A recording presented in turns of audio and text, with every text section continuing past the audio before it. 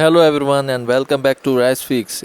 And guys, in my last video, I had replaced the main lock set of the Vespa LX. But in my that video, I did not show you guys how to replace the lock set of the seat. If you don't replace both the lock sets, then you will have to carry two keys with you all the time. Now to replace the lock set of the seat, it is very simple. Now on top of my seat there is a seat cover, and the person who put the seat cover did not leave a big keyhole, so I have to cut the seat a little bit like this so that I can take out that lock set. Then you will have to open your seat and you will have to come on the back side of the seat. Now pull the seat cover on the side like this, and here you will see a lock pin. Now this lock pin, with the help of a screwdriver, you will have to pull it out like this. It will come out very easily guys. It is the same type of lock pin which we had taken out from the front lock set. The shape may be a little bit different, but it is the same procedure. Once you take this out, see that you keep it in a safe place, because when putting everything back you will need this. Then you will have to come on the outer side of the seat and you will have to pull out the key like this. And the moment you take it out, it will come out along with the cylinder. Now this key and this cylinder is of no use to you anymore.